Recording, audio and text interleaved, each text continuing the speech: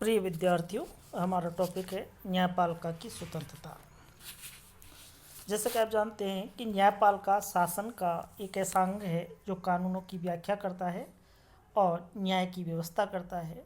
कानूनों की व्याख्या का उल्लंघन करने वाले जो उल्लंघन करता है उनको उचित दंड देती है। ऐसी जो संस्थागत व्यवस्था है उसे हम न्यायपालिका कहते हैं। न्यायपालिका की स्वतंत्रता और निष्पक्षता से संबंधित प्रमुख प्रावधान में से एक है न्यायाधीशों की योग्यता। न्यायपालिका की स्वतंत्रता के लिए न्यायाधीशों की योग्यता एक महत्वपूर्ण फैक्ट है, महत्वपूर्ण तथ्य है। न्यायाधीश जो हैं वो योग्य होने चाहिए, प्रशिक्षित और अनुभवी होनी चाहिए। न्यायाधीशों में कानूनों के संदर्भ में गंभीर ज्ञान होना चाहिए। उन्हें निष्पक्ष और ईमानदार तथा बाह्य प्रभाव से मुक्त होना चाहिए। तो इस प्रकार से न्यायाधीशों की स्वतंत्रता के लिए पहला जो फैक्ट उभर के आता है न्यायाधीशों की योग्यता। भारत में सर्वोच्च न्यायालय की न्यायाधीशों के लिए योग्यता रखी गई है कि वे कम से कम 10 वर्ष तक उच्च न्यायालय के वकील अथवा 5 वर्ष तक वहाँ न्यायिक पद पर कार्य कर चुके हों। तो इस प्रकार से हम देखते हैं कि पहली जो स्वतंत्रता संबंधी जो बात आती है न्यायाधीशों के संदर्भ में वह है न्यायाधीशों की योग्यता।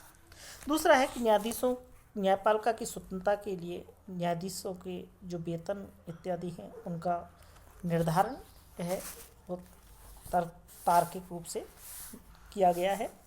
न्यायपालिका की स्वतंत्रता के लिए आवश्यक है कि न्यायाधीशों को समुचित वेतन भत्ता मिलना चाहिए ताकि वे निश्चिंत होकर के अपने कर्तव्यों का निर्वहन कर सके। और यही नहीं, एक बार उनके वेतन भत्ते के निर्धारण होने पर किसी भी दशा में उसमें कमी नहीं की जानी चाहिए। उन्हें प्राप्त अन्य सुविधाओं में भी कोई कमी नहीं होनी चाहिए। ऐसा होने पर वे निश्चित, निष्पक्ष और निर्भीक होकर के अपने उत्तरदायित्वों का निर्वहन करने में सक्षम होते हैं। तो इस प्रकार से हम देखते हैं कि न्यायपालिका की स्वतंत्रता सुनिश्चित करने के लिए न्यायाधीशों के वेतन इत्यादि का निर्धारण किया जाता है। और तीसरा है कि न्यायाधीशों का कार्यकाल, यानी न्यायपालिका की स्वतंत्रता सुनिश्चित करने के लिए आवश्यक है कि न्यायाधीशों का कार्यकाल निश्चित होना चाहिए।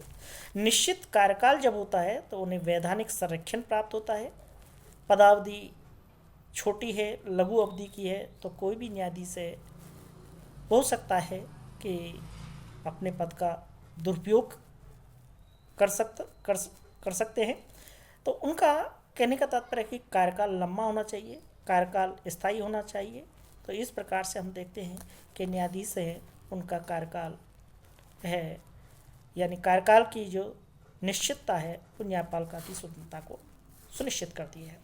इसके बाद है न्यायाधीशों की बर्खास्तगी।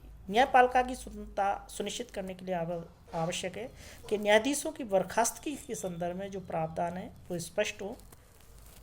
न्यायाधीशों को पद से हटाने की प्रक्रिया सरल नहीं होनी चाहिए। उनकी बर्खास्तगी किसी व्यक्ति की इच्छा अनुसार मनमाने ढंग से नहीं होनी चाहिए।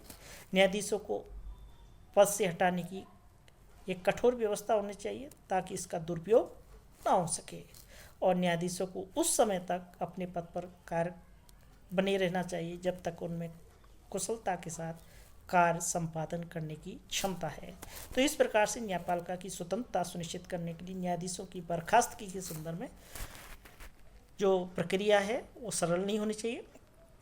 अगला है विधायिका व कार्यपालिका से स्वतंत्र। न्यायपालिका की स्वतंत्रता सुनिश्चित करने के लिए आवश्यक है कि न्यायाधीशों को कार्यपालिका जो व्यवस्थापिका है उससे स्वतंत्र रखा जाए। यदि कार्यपालिका उनके कार्य में हस्तक्षेप करेगी तो नागरिक स्वतंत्रता प्रभावित होना स्वाभाविक है। न्यायाधीशों को राजनीतिक दलों से दूर रहना चाहिए ताकि उनके विचार तटस्थ रह सके। यदि न्यायाधीश किसी भी अंश तक कार्यपालिका के अधीन या दबाव में होंगे तो वे अपनी निर्भीकता और निष्पक्षता की रक्षा नहीं कर सकेंगे। तो इसलिए न्यायपालिका की स्वतंत्रता सुनिश्चित करने के लिए आवश्यक है कि विधायिका और कार्यपालिका से उनको स्वतंत्र रखा जाए। Thank you.